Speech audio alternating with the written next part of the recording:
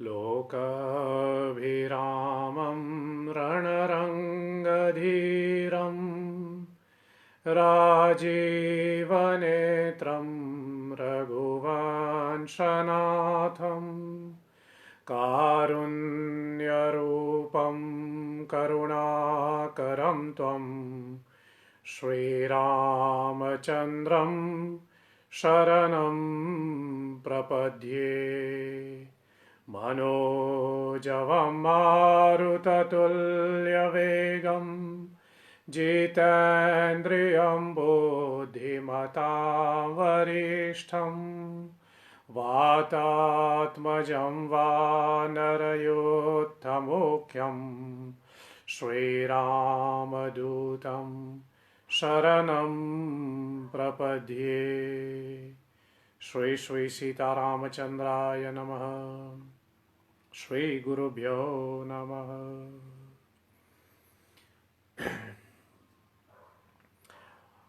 आधुनिकीकरण के सदुपयोग के माध्यम से पुनः इस फेसबुक लाइव स्ट्रीमिंग के अंतर्गत हम आज की ये सत्संग आरंभ कर रहे हैं।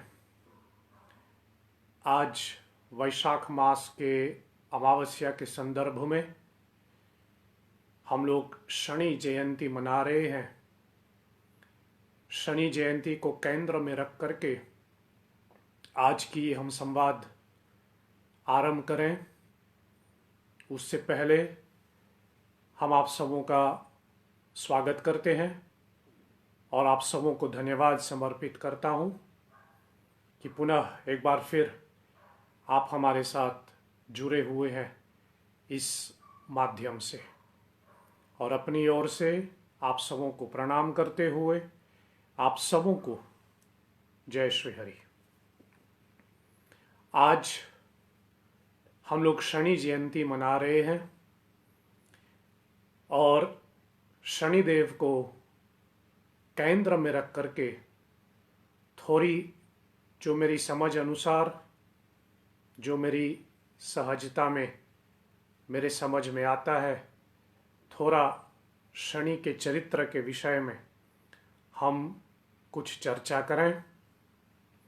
कुछ आपकी जिज्ञासा, आपकी प्रश्न इस विषय में मेरे पास पहुंचे हुए हैं, उसका भी हम स्वागत करते हुए इस सत्संग के अंतर्गत इसकी मैं थोड़ी चर्चा करूं। लेकिन जैसे पहले भी मैंने निवेदन किया हुआ है, कुछ एक दो जिज्ञासा, कुछ एक दो प्रश्न आपका पीछे का, जैसे कहें पिछले सत्संगों का कुछ शेष रह गया, इसलिए थोड़ा इनको एक दो विषय इसके ऊपर बोल करके फिर मैं इसको आगे बढ़ाऊं। एक प्रश्न मेरे पास पहले भी आया था कि हम लोग परिक्रमा क्यों करते हैं, what is the significance of performing परिक्रमा। थोड़ा संक्षेप में इसके बारे में कह करके फिर हम आगे बढ़े। परिक्रमा, जिसको हम संस्कृत में प्रदक्षिणा भी कहते हैं, इसमें शब्द आ जाते हैं प्र और दक्षिणा, या फिर प्र क्रम के हिसाब से, मतलब उसमें प मुख्य है दोनों। चाहे आप परिक्रमा कहें, चाहे आप प्रदक्षिणा कहें, दोनों में प की विशेषता है। प का मतलब है यहाँ, जैसे कहें हमारे पाप कर्म। पिछले सत्संग में मैंने आपको बताया था कि पाप का मतलब क्या है। आप ही के जिज्ञासा के ऊपर थोड़ी मैंने पाप की चर्चा किया था, जो बुधवार के सत्संग चले। सो पाप का मतलब उस समय के अंतर्गत आप समझ गए होंगे। लेकिन परिक्रमा में शब्द जो आते हैं प, वह हमारे पाप कर्मों के साथ जुड़ा हुआ है, या फिर हमारे कर्म के साथ, पाप छोड़िए, हमारे कर्मों के साथ। इसलिए हम जब परिक्रमा करते हैं, पहला तो मैं ये कहूं कि प्रदक्षिणा का मतलब भी होता है जो पूर्व से आगे हो करके दक्षिण की तरफ जाता है। प्रदक्षिणा करते समय, परिक्रमा करते समय हम लोग पूर्व से शुरू करते हैं, पूर्व यानी ईस्ट, और पूर्व से प्रारंभ करते हुए दक्षिण की ओर हम लोग कर देता है, दक्षिण की ओर हम लोग गति करता है। इसको प्रदक्षिणा कहते हैं। जहां पूर्व से आरंभ, ईस्ट से आरंभ, दक्षिण की ओर जाए, साउथ की ओर जाए। और जो कि क्रम शब्द आ जाते हैं उसमें, तो क्रम शब्द का मतलब होता है टू कंप्लीट अ साइकिल। क्रम का अर्थ होता है to complete a cycle. So परिक्रमा या फिर प्रदक्षिणा शब्द में जो आता है, so the simple meaning of parikrama, the exact meaning of pradakshina means to start from the east moving toward the south while completing a cycle। इसलिए परिक्रमा हम लोग गोल में घूमता है, in a circle. This is where you complete the kram. और पूर्व से आरंभ होना है, we have to start from the east moving toward the south. और परिक्रमा क्यों करते हैं, व्हाट इज द सिग्निफिकेंस, इसका बहुत से अर्थ, बहुत से जवाब निकल सकता है, लेकिन एक दो ही मैं आपके सामने रखूं। मंत्र के हिसाब से चलें तो मंत्र बड़ी सिंपल है, आप सभी जानते होंगे। यानी कानिश्चपा पानी जन्म, यानी कानिश्चपा पानी जन्म कृत कृतानि च, तानि तानि प्रणक्षन्ति प्रदक्षिणाम पदे पदे। एक एक पद पे प्रदक्षिणाम पदे पदे, एक एक पद में जन्म जन्मांतर का जो हमने पाप कर्म किए हुए हैं, जन्म जन्मांतर का जो हमने कर्म किए हुए हैं, पाप कर्म जो भी हम कहें, एक एक पद पे हमारे पाप नष्ट हो जाते हैं। ये मंत्र के हिसाब से है। यानी कानिश्च पापानि जन्म कर्म कृतानि च, तानि तानि प्रणक्षन्ति प्रदक्षिणाम पदे पदे। तो पहला सिग्निफिकेंस ये हम लोग ऐसा माने कि जब हम परिक्रमा करते हैं तो हम अपने जन्म जन्मांतर के पाप कर्मों को नष्ट करता है, ऐसा उसका पहला अर्थ निकलता है।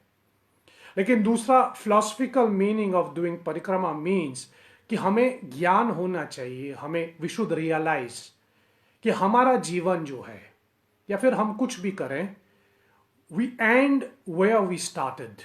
जब हम परिक्रमा करते हैं ना, तो यहां से शुरू करके फिर गोल घूम लेता है, फिर वहीं आ जाते हैं हम लोग। माला भी वहीं करते हैं, जहां माला शुरू करते हैं घूम करके हम लोग फिर वहीं आ जाते हैं। सो परिक्रमा हमको याद दिलाने के लिए that we end where we started. और ये जीवन की परिभाषा है, this is the philosophy of life. इसलिए तो हमें संन्यास लेने की हमारे शास्त्रों ने बात किया है। जब हम दुनिया में आए तो हम खाली थे, कोई माँ बाप नहीं, कुछ भी नहीं, वहां से हमने शुरू किया था। फिर जिंदगी भर चला, माँ बाप मिला, भाई बहन, ये सब बंधन बनते गया बनते गया बनते गया, ये पूरी जिंदगी चलता रहा। इसलिए होना चाहिए कि जब जिंदगी के अंत में हम पहुंचे तो वहां पर भी हम अकेला ही हो। इसलिए तो हमारे शास्त्र कहता है कि जो आदमी संन्यास तक नहीं जाता या फिर वो संन्यास आश्रम को ग्रहण नहीं करता अपने जीवन में, तो उसके जीवन अधूरा माना जाता है। क्यों? क्योंकि you have not reach where you started. आपने परिक्रमा पूरी नहीं की। परिक्रमा का मतलब to end where we start. इसलिए जीवन में जब हम आए, मैं फिर से वही कहूं, जीवन में जब हम आए खाली थे, अकेले थे हम, उसके बाद जीवन चला। सो इट शुड बी कि we started from that point where we were alone, हम लोग अकेला था, और जीवन में जो भी मिला, जो भी साथी बनता गया, आखिर में you should reach that point where you find yourself alone again. और इसी को संन्यास कहते हैं। इसलिए हम लोग परिक्रमा करते हैं टू कीप रिमाइंडिंग आवरसेल्फ कि we have to end where we started. और where did we start? by coming alone to this world. This is another meaning of परिक्रमा। तीसरा मीनिंग मैं आपको बता दूं कि परिक्रमा जब हम करते हैं तो जिसकी हम परिक्रमा करते हैं, मैं इसके अंदर लंबा नहीं जा पाऊंगा, उतना समय नहीं, मुझे आपको शनि चरित्र सुनाना है, लेकिन थोड़ा इतना संक्षेप में मैं कहूं कि सब चीज की परिक्रमा नहीं होते। बहुत बार हम देखते हैं कि लोग सब चीज की परिक्रमा करते, सब चीज की परिक्रमा नहीं होते हैं। सिर्फ ऐसे गिने चुने जो समझ में, जो अभी मेरे दिमाग में है, 9 ऐसी चीजें हैं जिसकी परिक्रमा हमें करने की इजाजत शास्त्र ने दिया है। सर्वप्रथम अपने माता पिता, अपने गुरु की परिक्रमा हम करें। अपनी माता पिता और अपने गुरु की परिक्रमा होती है, वे तो स्वयं भगवान गणेश जी ने भी किया था। दूसरा, हम लोग को जो परिक्रमा करने का अधिकार मिलता है वो अग्निदेव की परिक्रमा होती है। इसलिए बार बार मैं कहता हूं, जब भी यज्ञ होता है, यज्ञ की समाप्ति पर उस कुंड की परिक्रमा होनी चाहिए। अग्निदेव का या फिर यज्ञ कुंड की परिक्रमा करने की शास्त्र ने परमिशन दिया हुआ है। सूर्य को अर्घ देते समय हम लोग परिक्रमा करते हैं। जब हम सूर्य अर्घ को चढ़ाते हैं तो उस समय परिक्रमा करने की एक विधान है। व्यास गद्दी की परिक्रमा करने की हमारे शास्त्र ने चर्चा की है। हमें व्यास गद्दी की परिक्रमा करना चाहिए, जहां व्यास पीठ पर विराजमान हमारे व्यासवाचक कथा बांचने वाले हैं। चाहे वो कथावाचक उस व्यासपीठ पे बैठा हुआ है या ना भी, तब भी उस व्यास गद्दी की परिक्रमा करने की निधान है। फिर उसके बाद हम लोग तीर्थ पे जाते हैं तो तीर्थों की परिक्रमा होनी चाहिए। कभी वृंदावन जाएं तो वृंदावन की परिक्रमा, गोवर्धन की परिक्रमा होती है, काशी महाधाम की परिक्रमा होती है।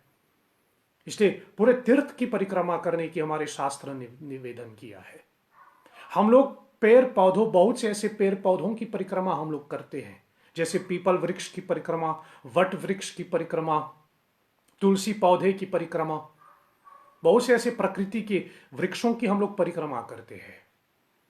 और मंदिर की परिक्रमा होती है। हम लोग मंदिर जाएं तो मंदिर की परिक्रमा करने का विधान है। इसलिए मंदिर को ऐसा ढंग से बनाना चाहिए कि उसकी परिक्रमा करने का अवसर मिले। इसलिए मंदिर को जैसे कहें बीचों बीच में रखना चाहिए ताकि भक्त उसकी परिक्रमा कर पाए। नौवा मैं शायद कहूं ऐसे कि हम लोग चिता की परिक्रमा करते हैं। पुत्र अग्नि संस्कार करने से पहले उस चिता की परिक्रमा करते हैं। और शायद नौवा मैं कहूं खुद की परिक्रमा करनी चाहिए। और परिक्रमा क्यों करते हैं कि जिसकी हम परिक्रमा करते हैं, ये 9 चीजें जो मैंने आपको गिनाया है, जब हम उसकी परिक्रमा करते हैं तो ये 9 चीजें में जो है, the energy that exist in them, हम उसको अब्सॉर्ब कर लेता है। सीधी सी बात है। साइंटिफिकली जैसे कहें, we can prove that. I don't need to prove anything, मैं किसी चीज को साबित नहीं करता, लेकिन फिर भी थोड़ा आपकी समझ के लिए, आप शक्कर लेकर के you take 1 spoon of sugar, you put that in the tea, आप उसको चाय में लगाते हैं, वो चाय उसको अब्सॉर्ब कर ले, तो उसके लिए क्या करना चाहिए? उस शक्कर की परिक्रमा करवानी चाहिए। उसको घोरते हैं, जैसे कहे, घोरना उसको। जब उसको गोल गोल घुमाते हैं उस चाय के अंदर या किसी भी चीज के अंदर, तो वो चाय या फिर जो भी है वो मीठा बन जाते हैं। उस शक्कर को वो ग्रहण कर लेता है। ठीक उसी प्रकार जब हम गुरु की परिक्रमा करते हैं, माता पिता की परिक्रमा करते हैं, अग्निदेव की परिक्रमा करते हैं, तुलसी की परिक्रमा करते हैं, मंदिर की परिक्रमा करते हैं, यहां तक हम ये भी कहे पुत्र अपने पिता की चिता की परिक्रमा कर लेता है, तो पिता के अंदर, मंदिर के अंदर, गुरु के अंदर जो भी गुण है, हम उसको अब्सॉर्ब कर लेता है। The simple significance of performing परिक्रमा is to absorb that which we are circumambulating. जिसकी हम परिक्रमा कर रहे हैं उसके गुण को हम अपनाएं। बाकी बहुत से ऐसे और भी विधान है। एक परिक्रमा का एक अर्थ ये भी है कि हम चारों तरफ घूम करके try to keep an eye around us. बहुत बार ऐसा होता है कि हम लोग सिर्फ अपने आप को देखते हैं, चारों तरफ नहीं देखते। हमें चारों तरफ देखना चाहिए, आसपास क्या हो रहे हैं, हमारी प्रकृति क्या चल रहे हैं। So this is another reason. और इसके ऊपर बस 2 चीजें और कह करके मैं विराम दूं, आगे बढ़ूं, कि परिक्रमा हमेशा क्लॉकवाइज होती है, एंटी क्लॉकवाइज परिक्रमा नहीं होते, हमेशा क्लॉकवाइज परिक्रमा होती है। दूसरा, द नंबर ऑफ राउंड्स, जैसे कहें जितने बार आप परिक्रमा करते हैं, शुड बी ऑड नंबर्स। और सभी देवता का अपना अपना एक नियम होता है, लेकिन इन जनरल लगभग सभी देवता का, यद्यपि विद एक्सेप्शन, अभी मैं लंबा नहीं जा पाऊंगा इसके अंदर, लेकिन विद एक्सेप्शन लगभग सभी देवता की परिक्रमा 3 में होती है। Almost we do 3 rounds for, क्योंकि हम लोग 3 जन्मों को भी मानते हैं ज्यादा, इसलिए लगभग 3 परिक्रमा हम लोग ज्यादा विशेष मानते हैं। नहीं तो फिर सभी देवता का अपना अपना एक, वो जब अग्निदेव की वो परिक्रमा होती है ब्याह के समय, दूल्हा दुल्हन जब अग्निदेव की परिक्रमा करते हैं तो वहां 4 परिक्रमा होती है। वहां 4 बार भावर जिसको हम कहते हैं, 4 बार घुमाया जाता है। लेकिन सबका अपना अपना नियम है। लेकिन इन जनरल जैसे कहे, एवरेज लगभग सभी का हम लोग 3 परिक्रमा करते हैं। कहीं कहीं 9 परिक्रमा की भी विधान है, 7 परिक्रमा की भी विधान है, वो छोड़िए अभी। सो क्लॉकवाइज में होना चाहिए, एंटी क्लॉकवाइज होता नहीं है। The number of round should be odd numbers, cannot be even numbers. We don't have anything even numbers in our scripture according to our Sanatan Dharma. Even numbers, I don't like to use the word, but फिर भी थोड़ा आपकी समझ के लिए फिर मैं कहूं, even numbers are considered to be inauspicious, odd numbers are considered to be auspicious, of course with exception। और अंतिम मैं इतना ये कहूं, शिवलिंग की आधा परिक्रमा होती है, शिवलिंग की पूरी परिक्रमा हम लोग नहीं करते, शिवलिंग की आधा परिक्रमा ही होती है, शिवलिंग की पूरी परिक्रमा नहीं हो पाती, क्योंकि अगर आप शिवलिंग की पूरी परिक्रमा करोगे तो आप अर्घा का अपमान कर लेंगे। अभी के लिए छोड़िए, मैं इसके अंदर अभी लंबा नहीं जा पाऊंगा, समय निकल जाएगा, लेकिन इतना ही ध्यान रखें, या फिर जब भी कहें शिवलिंग की परिक्रमा ना हो तो भी कोई प्रॉब्लम नहीं, लेकिन शिवलिंग की परिक्रमा करना है तो सिर्फ आधा ही होता है, आधा घूम करके वापस आए, पूरी परिक्रमा नहीं होती। खैर, आपने जो प्रश्न पूछा इसका मैं आपको जवाब दिया।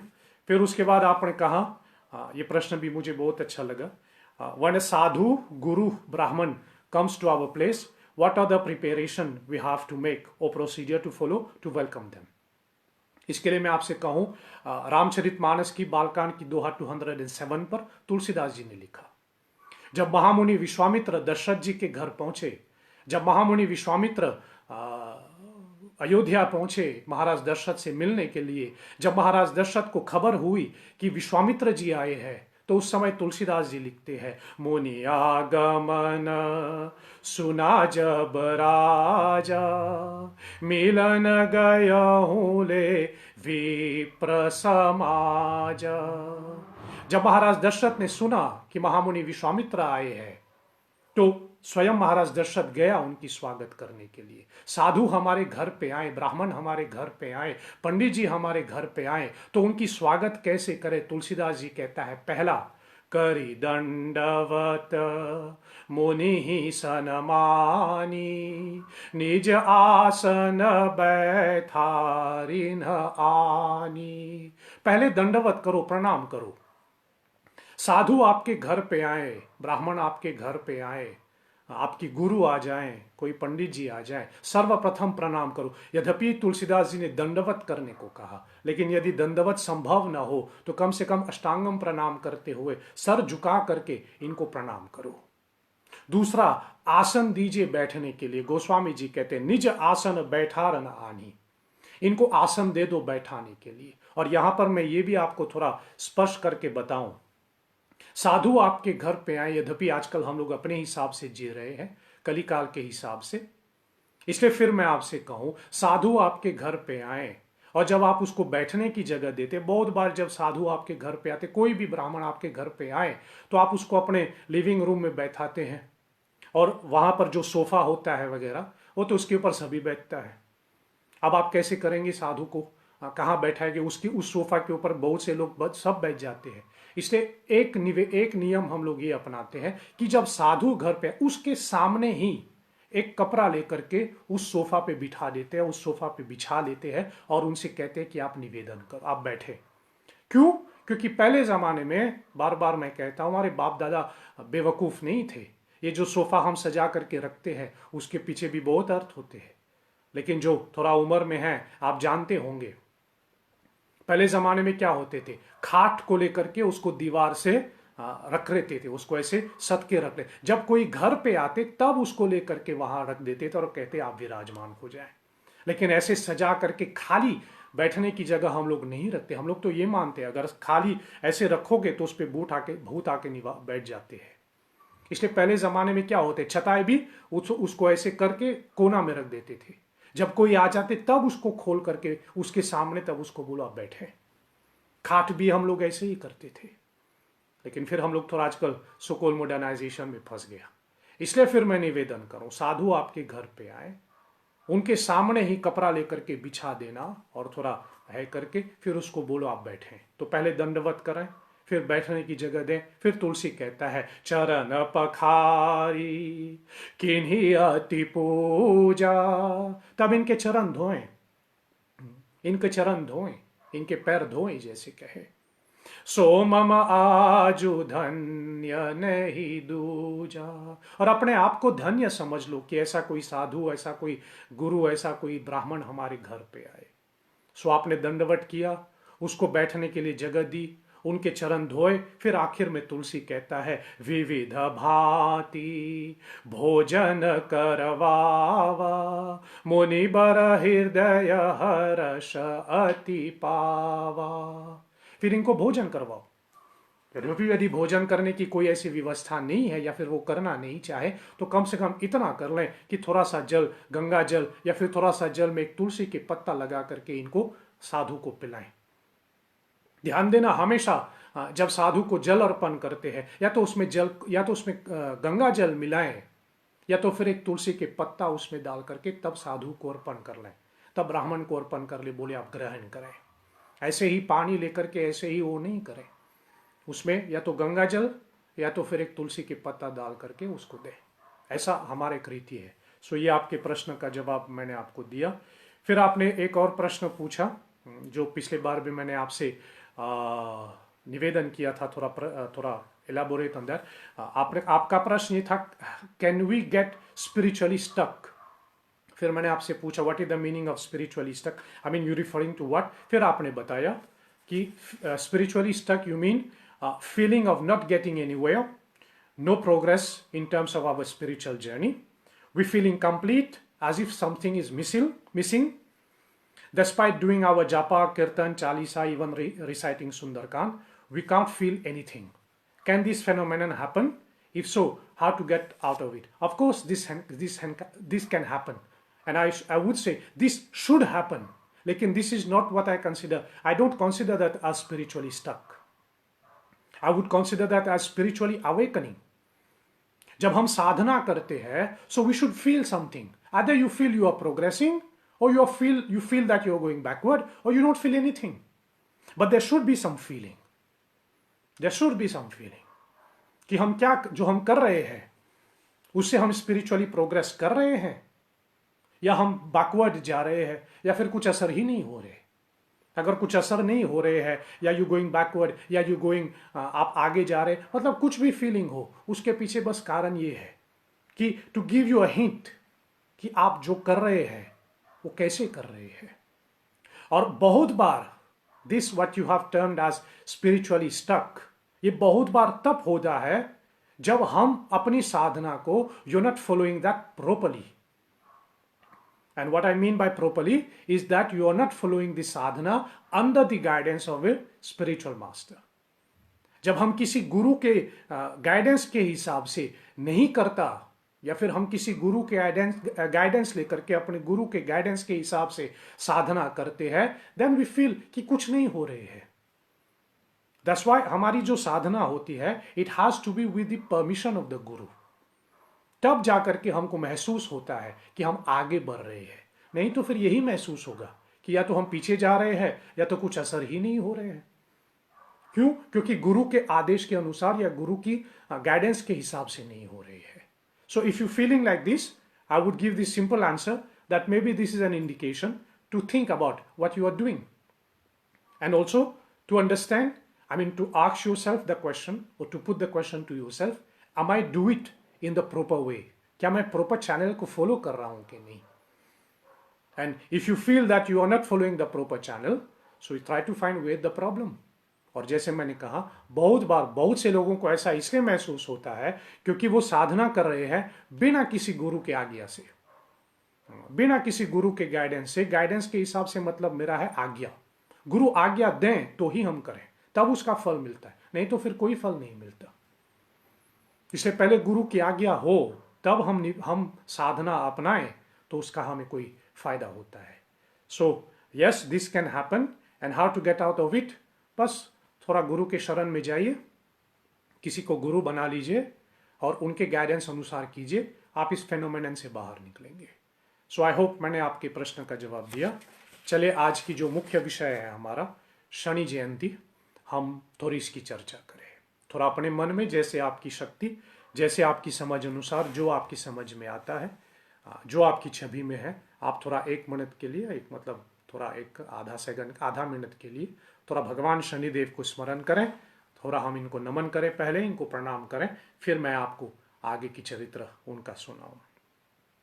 नीलांजन समाभाषम रविपुत्रम यमार्जयम छायामर्दंत संभूतम तम नमामि शनिश्चरम सूर्यपुत्रो दीर्घादेहो विशालक्ष शिव प्रिय मंदाचरा प्रसानातं पीरा हरतु मे शनि।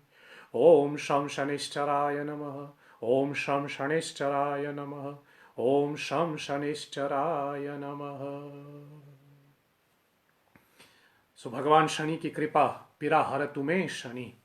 भगवान शनि हम सबों की पीड़ा हर लें, ऐसी प्रार्थना करते हुए थोड़ा शनि चरित्र के विषय में मैं आपको थोड़ा कुछ मेरे समझ में जो आता है मैं आपको सुनाऊं। पहले तो ये है कि ये जो शनि जयंती हम लोग मना रहे हैं उसमें दो मत है। दो मत है इसके अंदर। पहला तो ये समझना चाहिए कि भगवान शनिदेव, और यहाँ पर भी आपके एक प्रश्न का जवाब देते हुए आगे बढ़ लूँ। पूछा गया आपने कि शनि देवता है कि भगवान है। इसका मैं आपको सीधा जवाब यही दे दूं, शनि देवता है।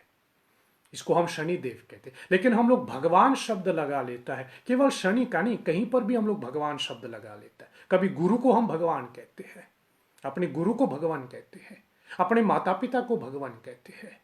सो यहां गुरु का मतलब, यहां जब हम लोग भगवान शब्द लगा रहे हैं, दिस इज जस्ट एन एपेलेशन। भगवान एक ही है। और अगर शास्त्र का मत चले तो कृष्ण, तो भागवत कहता कृष्णास्तु भगवान स्वयं। मात्र कृष्ण को हम भगवान मानते हैं, ऐसा हमारे शास्त्र का नहीं। लेकिन हम लोग भगवान शिव कहते हैं, भगवान गणेश कहते हैं, सबके साथ भगवान शब्द लगाते हैं। ये एक सम्मान है। It is a honour, it is a respect that we are giving. कभी कभी हम साधुओं को भी भगवान कहते हैं कि हे भगवान। वशिष्ठ मुनि को दशरथ जी कहा करते थे, भगवान आप कोई रास्ता बताइए।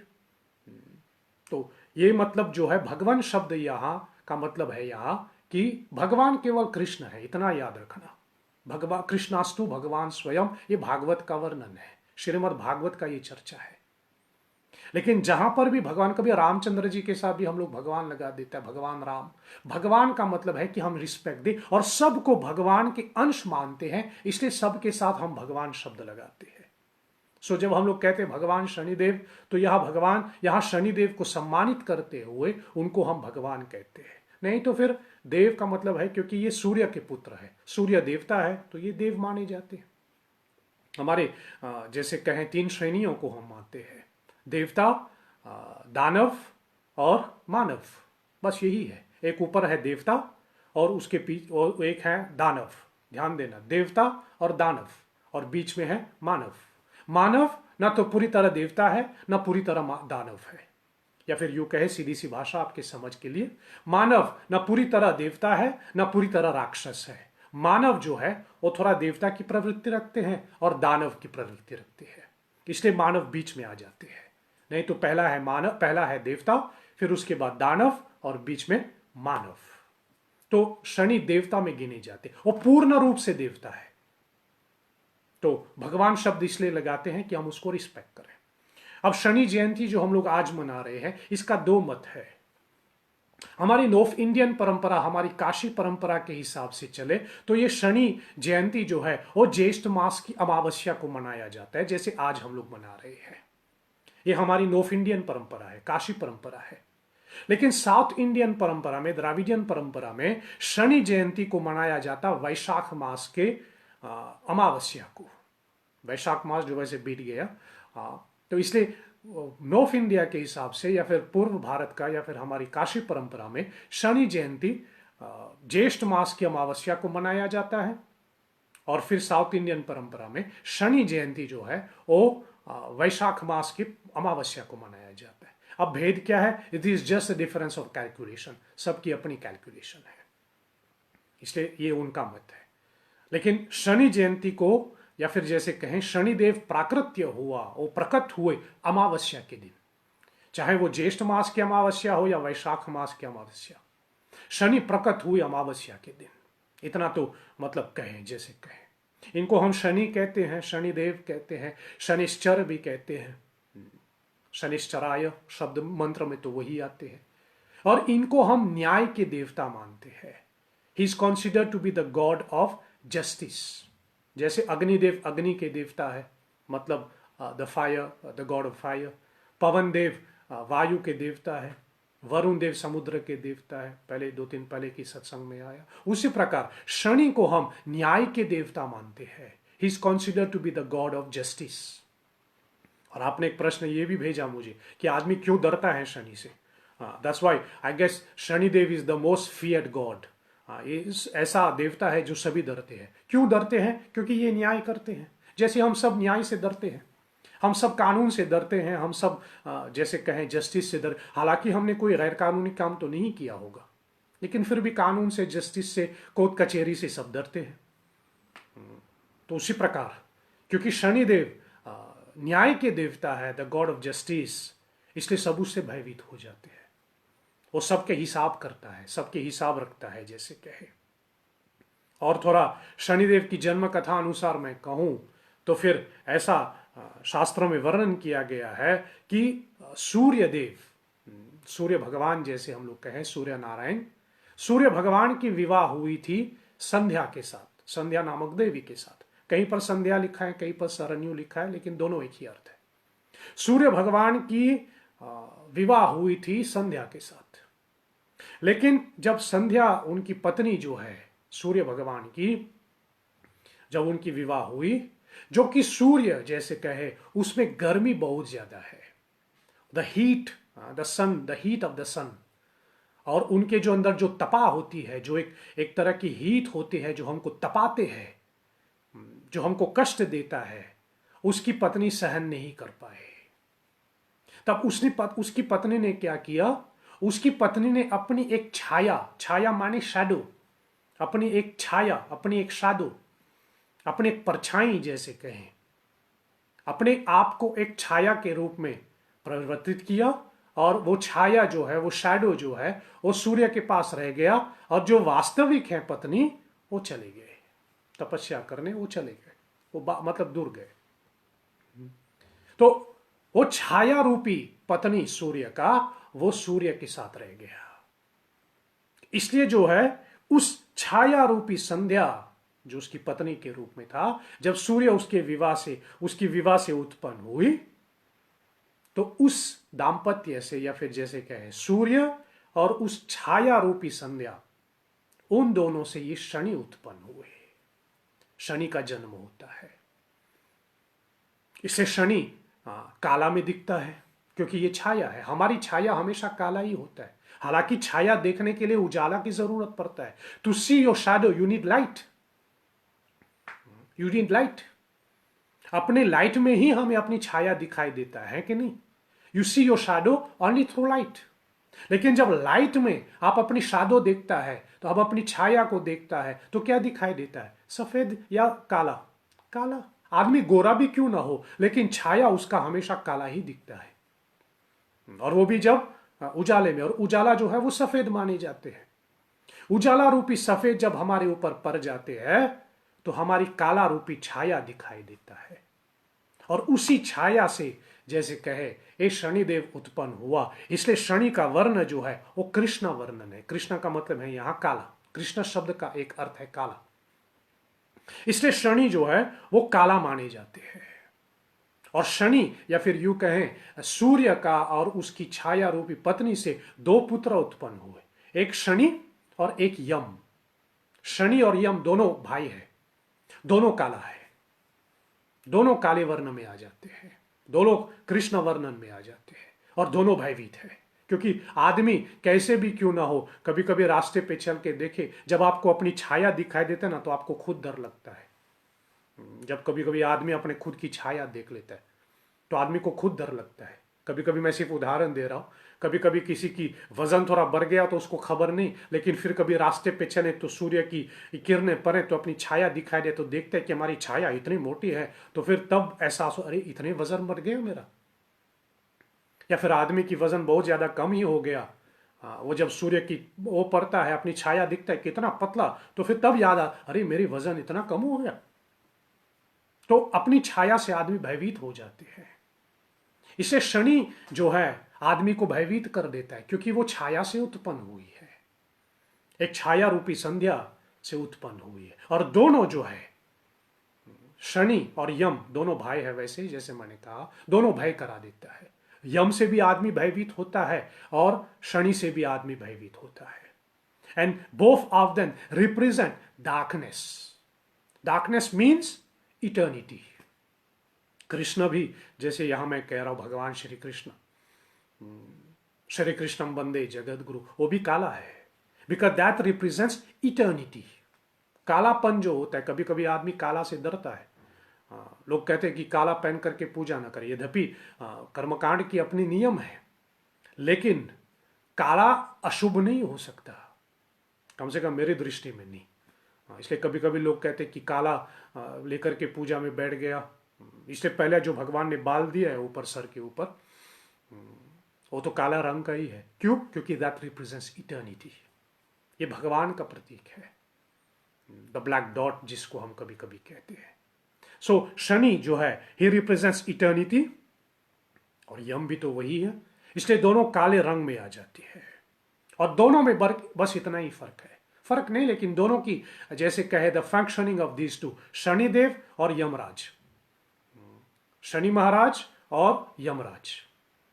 शनि जो है, या फिर यूं कहें शनिदेव जो है, हमें अपने कर्मों का फल जीवित समय में देता है। जब तक हम जीवित हैं तब तक शनि हमें अपने कर्मों का फल प्रदान करता है, जस्टिस करते हुए, न्याय करते हुए, जो हम लोग कहते हैं जैसे करनी वैसी भरनी। शनि जैसे कहे, he is the one who keep an eye, कि आपने जो कर्म किया है आपको उसका सही सही फल मिलता है, और आज तक उसकी न्याय में कोई गलती नहीं हुआ। इसलिए शनि जो है हमारे जीवित काल तक हमें अपने कर्मों का फल देता है, और जब हमारा, या फिर जो कर्म हमने किया, ऐसे इसको ऐसा समझ लीजिए, I am trying to put them in simplified words, जो कर्म हमने किया जिसका फल हमें जीवित काल में ही मिलना है, जब तक हम जिंदा है हमें उसका फल मिलना है, वो शनि हमको प्रदान करता है, वो शनि देव हमको देता है। लेकिन जो कर्म हमने किया जो मरने के बाद उसका फल मिलेगा, वो यमराज हमको देता है। इस दोनों में बस यही एक भेद भी समझ लीजिए, या फिर दोनों में बस यही एक डिफरेंस आ जाते हैं। मैं फिर से वही दोहराऊं, कुछ कर्म हम लोग ऐसे करते हैं कि जिसका फल इसी जन्म में मिलता है, और कुछ कर्म हम लोग करते हैं, ऐसे करते हैं जिसका फल हमें मरने के बाद मिलता है। इसलिए जो कर्म हमने किया जिसका फल हमें इसी जन्म में मिलना है, वो शनिदेव हमको देता है, और जो कर्म हमने किया जो मरने के बाद हमको मिलने वाला है, वो यमराज हमको देता है। और ये दोनों भाई है, शनि और यमराज। और इन दोनों की मतलब इनकी दो बहनें भी है, एक यमुना, वो भी काले रंग में भी आ जाते हैं, यमुना काला माने जाते हैं, इसलिए यमुना देवी का एक नाम आता है कालिंदी। और दूसरे है पुत्री भदा, ये भी काले रंग में ही आ जाते हैं। तो शनि हो, यम हो, यमुना हो, पुत्री भद्रा है, सब काले वर्ण में, क्योंकि ये सब छाया से उत्पन्न हुई, सूर्य और उसकी छाया रूपी पत्नी से। इसलिए सवेरे जो हमने शहरी सेवा संस्था के व्हाट्सएप ग्रुप पे मैंने जो शनि का वो दिया, उसमें वो जो शनिदेव का जो गायत्री मंत्र आते हैं, उस पे आते विद्मही छाया पुत्राय विद्मही, वो छाया से उत्पन्न हुआ है। सो शनिदेव जो है वो काले वर्ण का है, और सभी मतलब जैसे कहे भाई बहन वो काले वर्ण का है। इसको थोड़ा मैं अपने ढंग से जैसे प्रस्तुत करता हूं, so let's put it in this way. Shanidev माता पिता, मां छाया संध्या, पिता सूर्यदेव, फिर उसके बाद भाई यमराज, बहन यमुना और पुत्र बद्री। फिर इनकी पत्नी है, दो पत्नी मानी जाती है, एक का नाम है नीलिमा, नील रत्न जिसको हम कहें नीलिमा, और एक का नाम है धामिनी। अब इसकी चर्चा करूंगा, बस अभी के लिए इतना ही कहूं। गुरु था भगवान शिव, शनि के गुरु भगवान शिव माने जाते हैं, या फिर शनिदेव ने भगवान शंकर को अपना गुरु मान लिया। और शनि काले रंग का इसलिए भी होता है, या फिर कोई शास्त्र में इसका वर्णन ये भी हुआ था कि जब शनि का जन्म हुआ उस समय सूर्य भगवान को या फिर सूर्य ग्रह को मतलब सूर्य ग्रसित हो रहा था, एक्लिप्स हो रहा था उसका, तभी से शनि को हम एस्ट्रोलॉजी में गिनते हैं। वो देवता है लेकिन ग्रहों में भी माने जाते हैं, जैसे सूर्य ग्रह में माने जाते हैं, वैसे ही शनि जो है he is one of the 9 planets that we calculate. हमारे 9 ग्रहों का एक ग्रह है। इसलिए फिर यहां मैं हमेशा ये भी निवेदन करता रहता हूं कि हमारे 9 ग्रह है, we have 9 planets in total.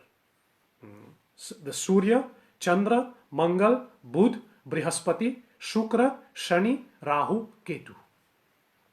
केवल नवग्रह केवल शनि का मतलब नहीं है। नवग्रह का मतलब होता है all the 9 planets, and among the 9 planets Shanidev is one of them. इसका कारण बस यही है कि सूर्य के पुत्र है, सूर्य भी ग्रहों का राजा माने जाते हैं। और जब सूर्य का जन्म हुआ तो उस समय वो ग्रसित हो रहा था, ही वॉज बीइंग एक्लिप्स्ड। इसकी वजह से शनि जो है थोड़ा सा, जैसे कहे भयंकर, जैसे आप कहें शब्द लगाऊं, और थोड़ा सा डरावना दिखता है। ये उस एक्लिप्स का कारण है। और जैसे मैंने आपको बताया, शनि ने भगवान शिव को अपना गुरु मान लिया, और शंकर ने जो, शंकर के अंदर जो वैराग्य गुण है शनिदेव ने अपनाया। इसलिए शनिदेव को भी हम परम वैरागी मानते हैं। और न्याय करने वाले व्यक्ति भी परम वैरागी ही होना चाहिए। न्याय करने वाले व्यक्ति किसी बंधन में नहीं बंधा जा सकता। जब हम बंधन में बंधे रहेगा तब हम न्याय नहीं कर पाएगा। न्याय होने के लिए, जस्टिस होने के लिए हमें वैराग्य होना चाहिए, हमें वैरागी होना चाहिए, तब जाकर के न्याय हो सकता है। इसलिए मेरी औकात भी नहीं है, लेकिन फिर भी थोड़ा अपनी व्यास गद्दी के आधार पे मैं, जो लोग न्यायालय के साथ जुड़े हुए हैं, those who is associated with justice, try to adopt this principle of Shanidev. Try to be detached from everything. Then you can bring justice. जब तक वैरागी नहीं होगा, डिटैचमेंट नहीं होगा, तब तक सही जस्टिस नहीं होगा। इसलिए आज तक शनिदेव सही जस्टिस इसलिए कर पाया क्योंकि वो परम वैरागी में गिने जाते हैं, परम वैरागी, भगवान शिव की तरह। और कई पुराणों में कथा ये भी आती है कि शनि जो है वो लंगड़ा है। लंगड़ा माने लेम।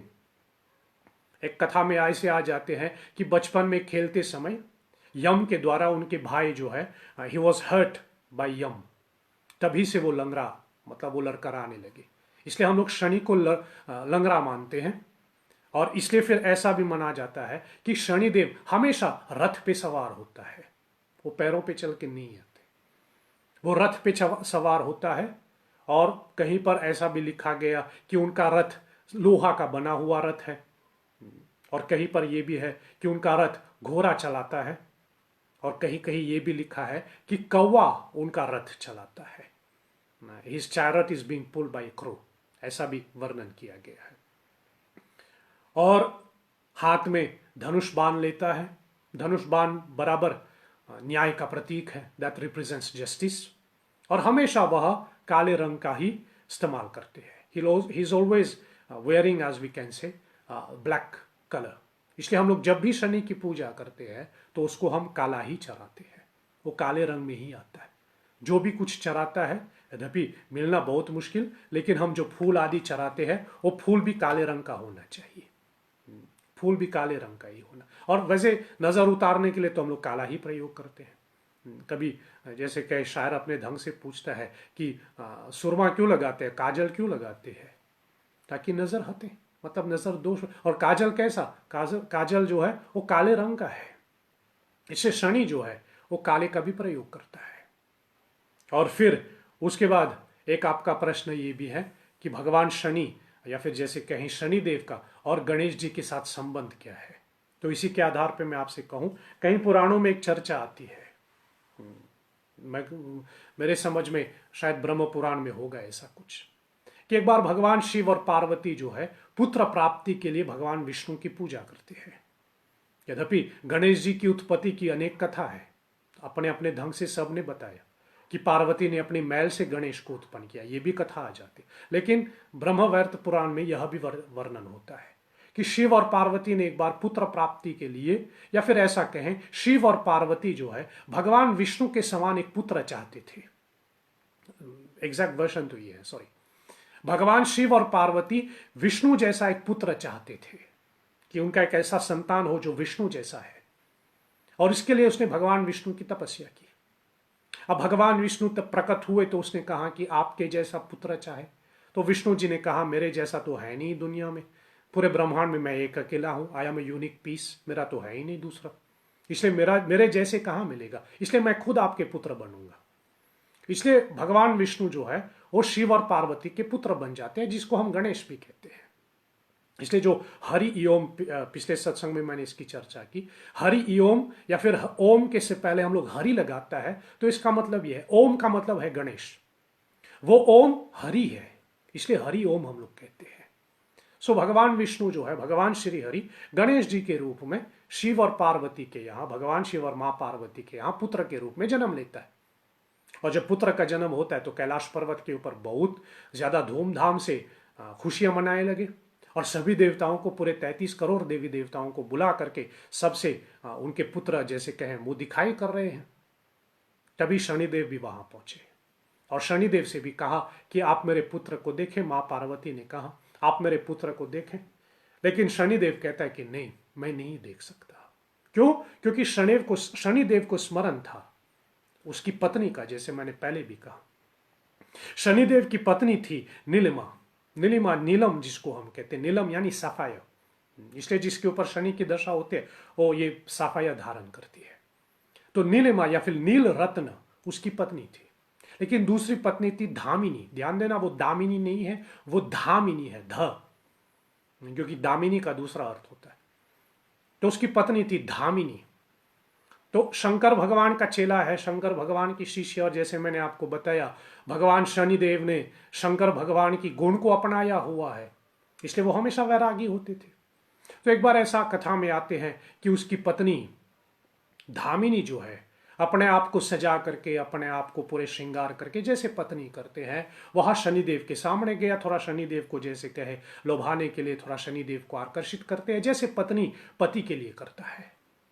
और शनिदेव ठहरे वैरागी पुरुष, उसने नजर उठा करके अपनी पत्नी को देखा भी नहीं, जैसे कहें थोड़ी अपनी पत्नी की प्रशंसा भी नहीं की। और स्वभाव ले लो या जो भी ले ले, स्त्रियों को जब प्रशंसा ना मिले तो बुरा रुष्ट हो जाते हैं, थोड़ा जैसे कहें क्रोधित हो जाते हैं। इसलिए चाहे शायद हमारे शास्त्र तो ये भी कहते हैं स्त्री को खुश करना है तो उसकी प्रशंसा करो। अब सही करें कि गलत करें तो मैं आपके ऊपर छोड़ूं, लेकिन एक हमारे नियम भी है ऐसा। स्त्री को जैसे कहें उसकी प्रशंसा, उसकी स्तुति, उसकी मतलब उसकी प्रशंसा करें, उसका थोड़ा फ्लैटर करें, वो प्रसन्न बहुत ज़्यादा हो जाते हैं, और ना करें तो रुष्ट हो जाते हैं।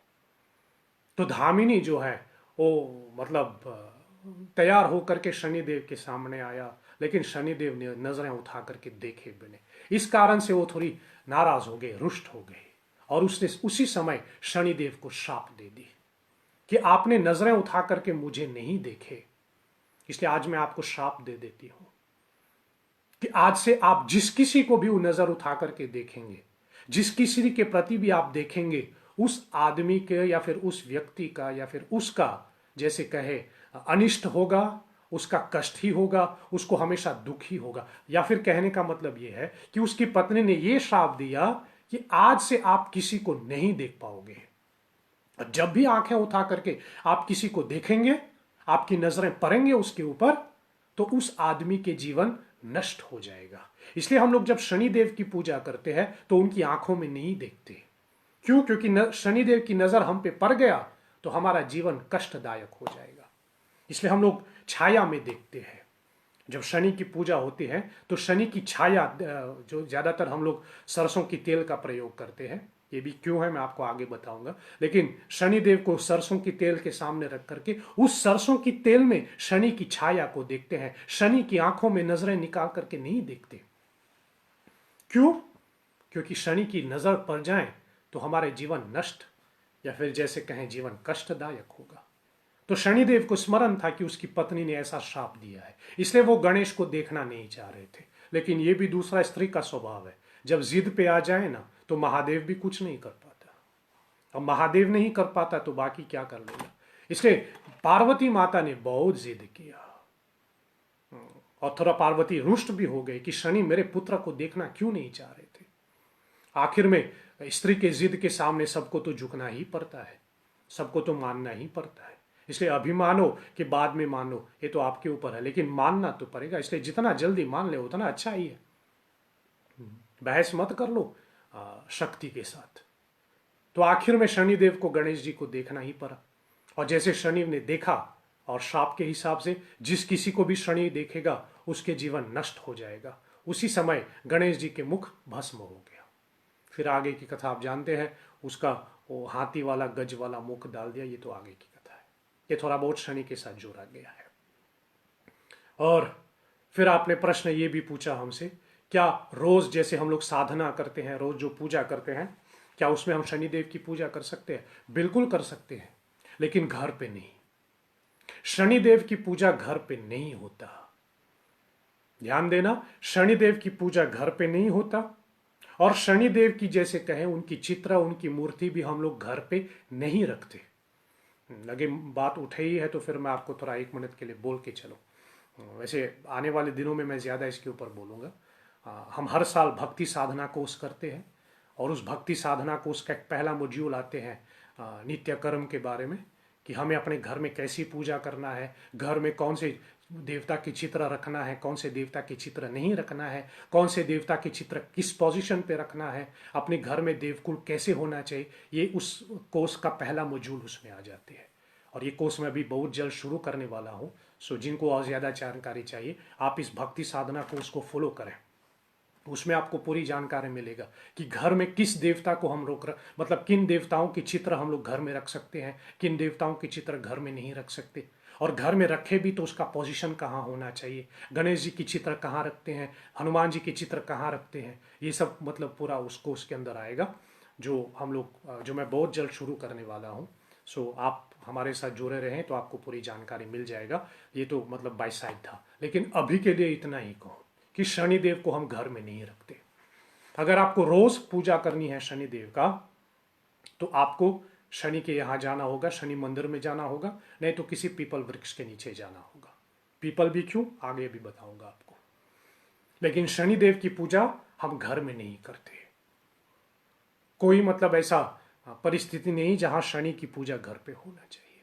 इसलिए शनि की पूजा हो तो आपको उनके पास ही जाना होगा, जैसे कहें शनि मंदिर में, या फिर उनके निकट ही जाना होगा, घर पे नहीं हो सकता ये। और ना ही उसके चित्र या उनके मूर्ति जो है वो घर में रखे जाते, नहीं रखा जाता है। वैसे भी छाया का कोई भी वस्तु हम घर पे नहीं रखते। हम छाया का कोई वस्तु घर पे नहीं रखते, और रखना भी पड़े तो भी उसको छिपा के रखते हैं। जैसे मैंने इसी सप्ताह का शायद श्री हरिवाणी प्रोग्राम में मैंने आपको बताया कि हम लोग मीरा कैसे, मतलब मीरा के विषय में मैंने आपको बताया, मीरा छाया होती है, इसको छिपा के रखना पड़ता है, सबके सामने नहीं होती है। ये ट्यूसडे में जो ब्रॉडकास्ट हुआ श्री हरिवाणी प्रोग्राम, उसमें आप सुन लीजिएगा। लेकिन जो भी छाया की वस्तु है उसको हम घर में नहीं रखते, और छाया से उत्पन्न हुआ है ये शनिदेव, इसलिए इसकी पूजा घर में नहीं होता। बाकी थोड़ा समराइज के हिसाब से आपको ये बता के चलूं, समय बहुत निकल गया। एक तो शनि मैंने आपको बताया, माता पिता कौन है, गुरु कौन है, फिर उनके पत्नी के बारे में मैंने आपको बताया। ये निवास करते हैं अपने ही लोक में, शनि लोक में निवास करता है। इनका वाहन कौवा माने जाते हैं, इनका व्हीकल कौवा माने जाते हैं। कहीं पर हाथी का भी बताया गया है कि शनि हाथी पे भी चढ़ता है। कहीं कहीं पर यह भी बताया कि कबूतर इनका वाहन माना जाता है। तो ये कौवा पे चढ़ता है, इनका वाहन कौवा है, एलिफेंट भी है और पिजन भी है। इनका कलर मैंने आपको बताया काला, इसलिए जो भी पूजा में करते हैं उसको हम काला ही चढ़ाते हैं। काला पुष्प मिले तो चढ़ाएं, काला कपड़े, उड़द दाल जो काले रंग का है वो चढ़ाते हैं। इनका दिन शनिवार होता है, इनका पूरा एक दिन इनके नाम से है शनिवार। लेकिन इसका मतलब ये नहीं कि सोमवार, मंगलवार, बुधवार ऐसा शनि, वहां पर भी शनि है, जैसे मैंने पहले भी दिया। सूर्य का दिन होता है सूर्यवार, रविवार, संडे को, लेकिन मंडे को भी सूर्य है, ट्यूसडे को भी सूर्य है, वेडनेसडे को भी सूर्य है। इसी प्रकार शनि जो है उनका दिन होता है शनिवार, बाकी वो सब दिन भी प्रभाव। जब किसी राशि के ऊपर शनि बैठा है, इसका मतलब ये नहीं कि शनि आपके ऊपर सिर्फ सैटरडे को प्रभाव करेगा, वो सप्ताह भर प्रभाव करता है, वो सप्ताह भर प्रभाव करता है। और फिर उसके बाद शनि का नंबर होता है 8, और उनका सबसे प्रिय जैसे कहे वृक्ष है पीपल। शनि का प्रिय वृक्ष है एक तो पीपल, दूसरा शमी। ध्यान देना, शनि नहीं शमी, इसे तो शिव जी की पूजा में हम लोग अर्पण करते हैं। शमी, शमी जो है वो उनके पुष्प, उनके प्रिय वृक्ष है, पेड़ है, और पीपल इनके वृक्ष है। इसलिए जब शनि की दशा होती है तो हम लोग पीपल की पूजा करते हैं, पीपल की पूजा करते हैं, क्योंकि पीपल जो है that is considered to be the abode. ऐसा माना जाता है कि शनि उस पे वास करते हैं, शनि का वास होता है उसके ऊपर। इसलिए हम लोग शनि के जब शनि की प्रभाव होते हैं तो हम लोग पीपल की पूजा करते हैं, क्योंकि वहां शनि का भी वास माना जाता है और शनि का फेवरेट ट्री है। जैसे कहे, जैसे विष्णु जी के लिए हम लोग तुलसी की पूजा करते हैं, भगवान शिव के लिए हम लोग बेलपत्र की वृक्ष की पूजा कर मतलब बेल वृक्ष की पूजा करते हैं, वैसे शनि के लिए हम लोग पीपल, क्योंकि पीपल उनको प्रिय है। और वैसे भी पीपल तो विष्णु का अवतार माने जाते हैं। अपने विभूति योग बताते हुए कृष्ण कहता है गीता में, वृक्षों में मैं पीपल वृक्ष हूं। तो शनि का प्रभाव जब पड़ता है तो जैसे कहे कष्ट होता है, इसलिए हम लोग विष्णु के चरण में जाते हैं पीपल के रूप में। ये एक कारण भी है। दूसरा कारण जैसे मैंने आपको बताया, पीपल जो है वो शनि का प्रिय वृक्ष है, इसलिए हम लोग पीपल की पूजा करते हैं। अब पीपल की पूजा बस इतना है कि उसमें पानी दो। हाँ, परिक्रमा करना है, पहले भी मैंने आपको बताया परिक्रमा होता है, आप परिक्रमा करो, लेकिन मेन चीज है कि उसमें पानी दो। वृक्ष को केवल पानी की जरूरत है, लेकिन धागा उसमें कोई विधान नहीं। उल्टा मेरे समझ में, व्यक्तिगत मैं ऐसा मानूं, जब आप पीपल वृक्ष पे धागा बांधते हैं, सब कोई आकर के धागा बांधते रहेगा, बांधता रहेगा, तो वो वृक्ष के अंदर एक जीव है, ये भी एक जीता जागता जीव है, तो उसको कितना कष्ट होगा। सोचिए, आप अपने ऊपर ले लीजिए, कोई धागा लेकर के आपके शरीर को बांधे, मतलब सवेरे आपकी पिता आपके शरीर को धागा से बांधे, फिर थोड़ी घड़ी के बाद माँ आकर के आपकी शरीर को धागा से बांधे, फिर उसके बाद आपके भाई आकर के आपके शरीर को धागा से बांधे, फिर उसके बाद आपकी पत्नी आती है आपको शरीर, ऐसा सभी आकर के आपको एक एक धागा से बांधे, तो आपको कैसा होगा? कष्ट होगा कि अच्छा लगेगा? इसलिए पीपल पे धागा बांधते जाए, सबको आके बांधे, तो उस वृक्ष को कितना कष्ट होगा, आप विचार करें इसके ऊपर। इसलिए पीपल, और कहीं कहीं पर मैं देखता भी हूं, लोग कहते हैं कि उस पर किला लगा दे। हाँ, किला माने नेल।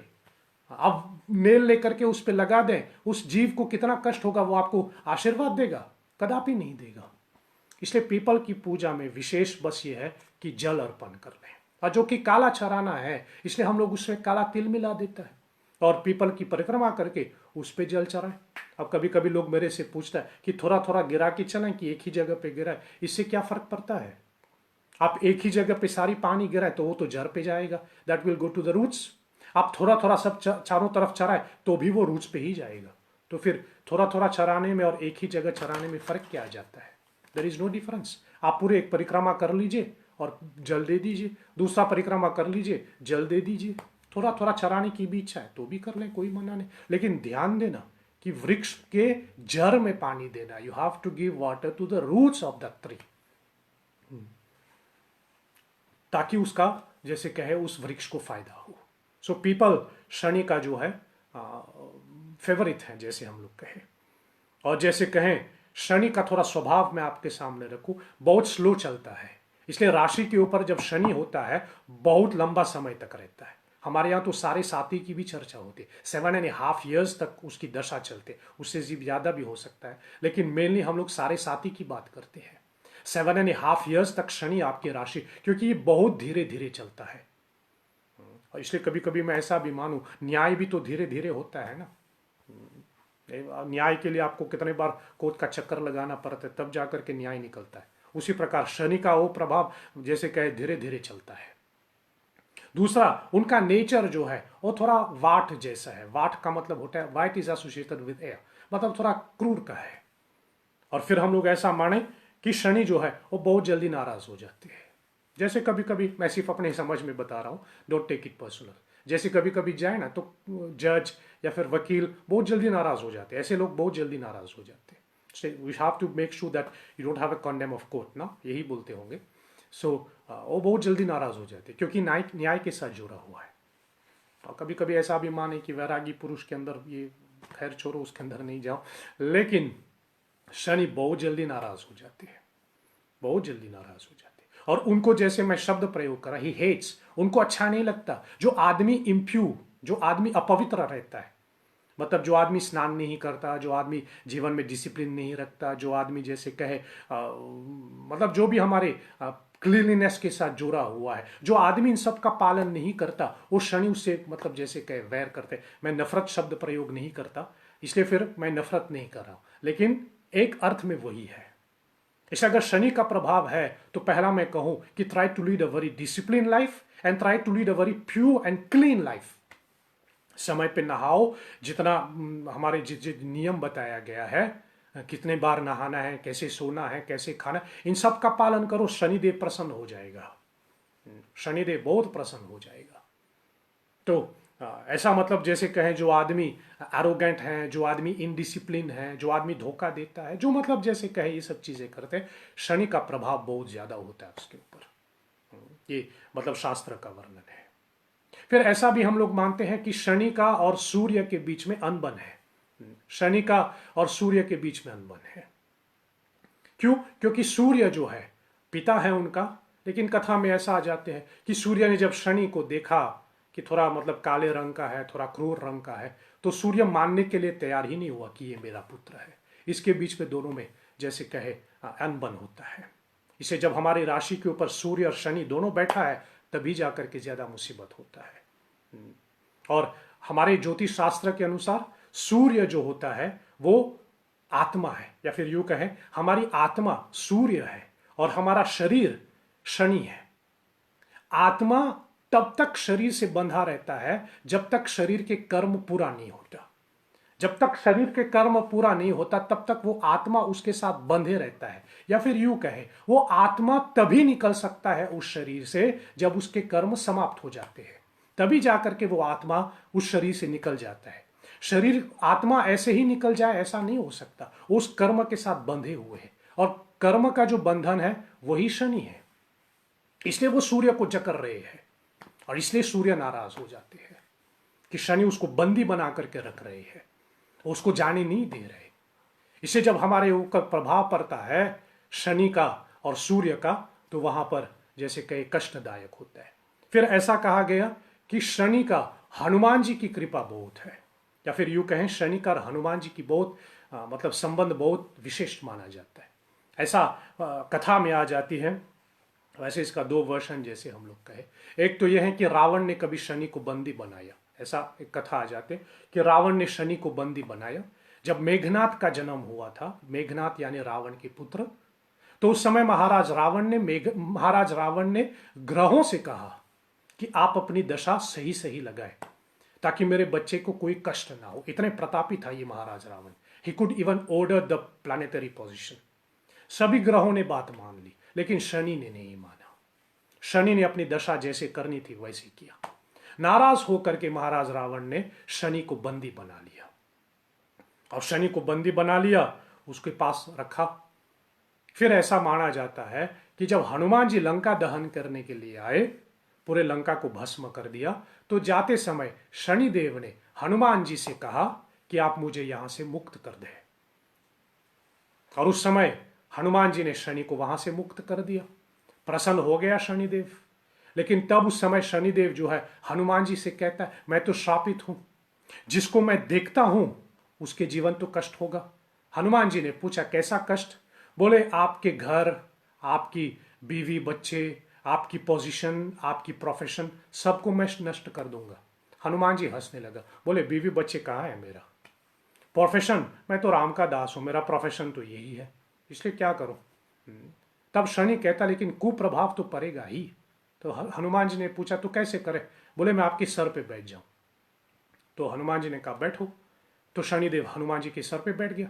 इसलिए ध्यान देना, इस कथा से तीन चीजें याद रखो। शनि का प्रभाव पड़ता है तो सब नष्ट हो जाते हैं। घर परिवार, जिसको मैं अपने ढंग से कहता हूं, personal life, professional life, financial life, जो भी है सब नष्ट हो जाता है। फिर उसके बाद जैसे कहे शनि जो है हमारे सर पे बैठ जाते हैं। इसलिए शनि के प्रभाव में या तो आदमी को सर दर्द बहुत ज्यादा होता है, या तो रात को बुरे बुरे सपने बहुत ज्यादा सताते हैं, गंदी गंदी चीजें सपने, मतलब पूरे सर को वो जकड़ लेता है। तो हनुमान जी से शनि ने कहा मैं आपके सर पे, हनुमान जी ने कहा बैठो, वो बैठ गया। फिर ऐसा कथा आ जाते हैं कि जब सेतु बांधना था लंका जाने के लिए, तो हनुमान जी बहुत बड़े पत्थर उठा रहे थे। पत्थर उठा करके वो अपने सर पे रख रहा था सेतु बांधने के लिए, और सर पे तो शनि बैठा। तो आखिर में शनि हनुमान जी से कहते हैं कि बाप अब आप मुझे मुक्त कर दें। पहले रावण ने बंदी बनाया, अब आपने अपने सर पे बैठा लिया, अब आप मुझे मुक्त कर दें। हनुमान जी मुस्कुराए, बोले आपकी प्रभाव सब पे चलता है लेकिन राम भक्तों पे नहीं। शनि मान गया तभी वो हनुमान जी के सर से हटा और जाते समय उसने हनुमान जी से कहा कि आपने मुझे रावण के यहाँ से मुक्त कर दिया, तो आप वरदान के रूप में जो भी चाहिए आप मांगे, मैं आपको दूं। तो हनुमान जी ने कहा कि आशीर्वाद ये दें कि राम का कोई भक्त, आप किसी राम भक्त के ऊपर अपना दृष्टि नहीं बनाएगा, आप किसी राम भक्त को कभी कष्ट नहीं देगा, आप किसी भी राम भक्त के ऊपर अपना प्रभाव नहीं करेगा, नहीं तो फिर मैं आ जाऊंगा। ऐसा शनिदेव ने आशीर्वाद दिया। इसलिए हम लोग ऐसा मानते हैं, जब शनि का प्रभाव होता है तो हम हनुमान जी की शरण में जाते हैं, और हनुमान जी के शरण में जाएंगे तो शनि का प्रभाव नहीं पड़ेगा। इसलिए मेरे समझ में व्यक्तिगत मैं ऐसा मानूं, यदि शनि की दशा है तो आप मैक्सिमम हनुमान जी की चरण में जाएं, मैक्सिमम हनुमान जी की पूजा करें। इससे शनि की रक्षा होती, या फिर यूं कहे हनुमान जी हमारी रक्षा करते हैं शनिदेव से। ऐसा ये कथा प्रसंग में आ जाते हैं। फिर शनि की प्रभाव हो, समय बहुत निकल गया इसलिए फिर बहुत संक्षेप में आगे बढ़ूं। शनि का प्रभाव हो तो इनके निवारण के लिए एक तो मैंने आपको बताया पीपल की पूजा होती है, लेकिन ध्यान देना पीपल की पूजा हम लोग करते तो सूर्योदय से पहले होना चाहिए, बिफोर सनराइज। बिफोर सनराइज से पहले हम पीपल की पूजा करते हैं। एक तो पीपल की पूजा होती है, और वैसे भी करना है तो रोज करना है, केवल सैटरडे ऐसा नहीं होता। जैसे मैंने आपको बताया शनि का प्रभाव रोज होता है, ऐसा नहीं कि शनि सिर्फ सैटरडे को आता है, फिर Monday Tuesday Wednesday Thursday Friday को वो छुट्टी लेता है, फिर सैटरडे को आ जाता है, फिर से संडे मंडे ट्यूसडे को वो ऐसा नहीं होता। शनि का प्रभाव रोज होता है, इसलिए रोज पूजा करना है उसका, यदि शनि का प्रभाव हो तो। एक तो पीपल की पूजा करते हैं, दूसरा शनि को हम लोग सरसों की तेल से, मस्टर्ड ऑयल से हम लोग दिया बारते। वही कथा जब हनुमान जी के सर पे बैठ गया तो शनिदेव को बहुत कष्ट हो रहा था, जब हनुमान जी पत्थर अपने सर पे रख दिया आदि आदि। तो जब हनुमान जी ने मुक्त कर दिया तो उस समय शनिदेव ने कहा कि मेरे शरीर को बहुत कष्ट हो रहा है, तो हनुमान जी ने उस समय उनको सरसों का तेल दिया। बोले सरसों की तेल लगाएं। आप जानते हैं जब हम लोग सरसों की तेल से अपने शरीर को जैसे कहे मसाज करते हैं तो उससे पेन चला जाता है। तो शनिदेव को ऐसा कष्ट हो रहा था तो हनुमान जी ने उसको सरसों की तेल से मसाज करवाया जैसे कहे। तभी से ये परंपरा है कि जब हम शनिदेव की पूजा करते हैं तो सरसों की तेल से हम लोग दिया बारते हैं। तो सरसों की तेल से दिया बारें, या फिर तेलाभिषेक भी होता है। शनिदेव की मूर्ति को सरसों के तेल की अभिषेक होता है, जैसे शिव जी के अभिषेक जल से होता है, शालिग्राम की अभिषेक दूध से होता है, वैसे शनिदेव की अभिषेक सरसों की तेल से होता है। और शनि का जो तिथि है वो अमावस्या है, इसलिए शनि अमावस्या इसको कहते हैं। शनिदेव को गुड़ चढ़ाया जाता है, और यदि शनि को शांत भी करना है तो हम लोग चिड़ियाओं को भोग कराते, फीड द बर्ड्स। इससे शनि प्रसन्न हो जाते हैं। और सबसे बड़ी बात, जैसे मैंने आपसे कहा, हनुमान जी की पूजा करो, इससे शनि की रक्षा होती है। और फिर अगर हो, जो मैं करवाता रहता हूं, शनि का प्रभाव है आपकी राशि के ऊपर, आप उसका जाप करें। ओम श्रम शनिश्चराय नमः, ये शनि का मंत्र है, उसका 23,000 जाप होता है। 23,000 जाप करने के बाद उसका दशांश हवन होता है। 23,000 का दशांश 1/10 of 23,000, दैट मेक्स यू 2,300। बहुत बार लोग नहीं करना चाहते, या फिर बहुत से लोग करवाने के लिए नहीं बोलते क्योंकि हवन लंबा है, इसलिए लोग नहीं करते। लेकिन नियम यही है कि 23,000 जाप करो, उसके बाद 2,300 की आहुति दे करके शनि यज्ञ करवाएं। और शनि यज्ञ समाप्त हो जाए तो काले रंग की वस्तुएं, जैसे छाता काले रंग का होता है, काले शॉल, काला चप्पल, जो भी काला रंग में आते हैं, घी काला में हो, मतलब मूल तो काला ही है ऑयल का, इसलिए जो भी काले रंग में आते हैं हम उसका दान करते हैं। We give that as donation. ये मतलब कुछ क्रिया है, मैं फिर से वहीं दोहराऊं, आप नोट करें तो आप नोट करें। पीपल की पूजा हो रोज का, फिर उसके बाद मस्टर्ड ऑयल से, सरसों की तेल से दिया बारें, गुड़ चराएं, फिर उसके बाद चिड़ियाओं को भोजन करवाएं, नहीं तो काला कुत्ता को भी भोजन करवाएं, ये भी मतलब माने जाते हैं, काला कुत्ता को भोजन करवाएं। शनि के लिए हनुमान जी की पूजा करें और शनि जाप कर लें, जो 23,000 में आते हैं। शम शनिश्चराय नमः मंत्र है, और उसका दशांश हवन कर लें। और तिथि जैसे मैंने कहे, शनि की तिथि है अमावस्या, इसको हम शनि अमावस्या कहते हैं। इस सत्संग को विराम दूं, लास्ट में बस एक ही चीज कहूं कि शनि से डरना नहीं। शनि का नाम सुनते ही आदमी डर जाते हैं, इसलिए कोई भय नहीं किसी प्रकार का भय नहीं। ये भी एक देवता है, उससे प्रेम करो, उससे लगाव करो, उससे उसकी भक्ति करो जैसे कहे, लेकिन डरना नहीं। So don't fear with the name of Shani. और हमेशा शनि ही होता है कुंडली में, या हमारे ग्रह का हमेशा शनि होता है, ऐसा होता नहीं है। इसलिए जब भी आदमी कहें कि मेरे ऊपर ग्रह है, सबसे पहला वो यही बोलते हैं शनि है ना। Shani is one among the 9 planets. बाकी ग्रहों की दशा भी होती है, सूर्य की दशा होती है, चंद्र की दशा होती है, मंगल की दशा होती है, बुध बृहस्पति, इन सब की दशा होती है। केवल शनि होता है ऐसा नहीं होता। हाँ, Shani is one among the 9 planets. इसलिए शनि को ज्यादा बदनाम भी ना करें और उसको ज्यादा मतलब जैसे कहे गलत ना समझे। ये सूर्य भगवान के पुत्र हैं, थोड़ा दिखने में काला, थोड़ा दिखने में क्रूर, लेकिन है तो हमारे देवता जिनको हम नमन करें। आज शनि जयंती के दिन हम भगवान शनि को नमन करते हुए उनसे प्रार्थना करें कि सबके ऊपर अपनी कृपा बनाए रखना। कृपा दृष्टि तो नहीं, बस ध्यान देना शनि की दर्शन भी करो तो केवल चरण देखना, मुंह आंख मत देखना उनका, क्योंकि दृष्टि पड़ गया तो फिर वही गलत हो जाते हैं। इसलिए आप हम लोग केवल शनिदेव की चरण देखते हैं, उनकी आंखों में आंखें नहीं डालते। बाकी शनि की कृपा सभी के ऊपर बना रहे, ऐसी मैं प्रार्थना करूं। आज के इस सत्संग को मैं विराम दूं। अंत में आप सबों को पुनः याद दिलाते चलो, रविवार से संडे, कल सैटरडे है, फिर उसके बाद संडे से 24 मई से लेकर के 1 जून तक रोज रात के 8 बजे मैं आपसे संवाद करूंगा। रात के 8 बजे मैं फिर आपसे मिलूंगा रोज संवाद के रूप में। और गंगा दशहरा के संदर्भ में, on the occasion of Ganga Dussehra, पूरे 9 दिन की राम कथा, जैसे मैं कहता रहता हूँ, हम पूरे 9 दिन की राम कथा गाएंगे इसी माध्यम से, आज फ्रॉम 8 PM मॉरिशस टाइम अनुसार। और रोज थोड़ा गंगा जी को मतलब केंद्र में रख करके हम चर्चा करेंगे। और उस राम कथा की मुख्य विषय मैंने रखा है गंगा पुत्र। वैसे गंगा जी के ऊपर मैंने पहले भी कथा किया हुआ, इसलिए मैं थोड़ा सा चेंज कर रहा हूँ सब्जेक्ट में, लेकिन मूल में तो गंगा ही है। गंगा जी के विषय में या फिर किसी भी हमारे धर्म के विषय में आपका कोई भी प्रश्न है, आप भेजते रहिए। फिर इन 9 दिनों में जैसे समय मिले मैं आपके प्रश्नों का जवाब देता जाऊंगा। सो आज फ्रॉम संडे टिल द 1 जून रोज रात के 8 बजे हम लोग मिलेंगे इसी समय, इसी माध्यम से, और गंगा जी को केंद्र में रख करके हम संवाद ही करेंगे। आज के सत्संग को मैं शनिदेव जी को अर्पण कर लूं, भगवान शनि से प्रार्थना करूं और उनकी कृपा हम सब के ऊपर बना रहे। इस प्रार्थना के साथ मैं आज की सत्संग को विराम देता हूं। इतने समय तक आप मेरे साथ बने रहे, इसके लिए आप सबों को कोटि कोटि धन्यवाद। अपने और अपने परिवार का आप ख्याल रखें ताकि हम सब की भलाई उसी में से निकले।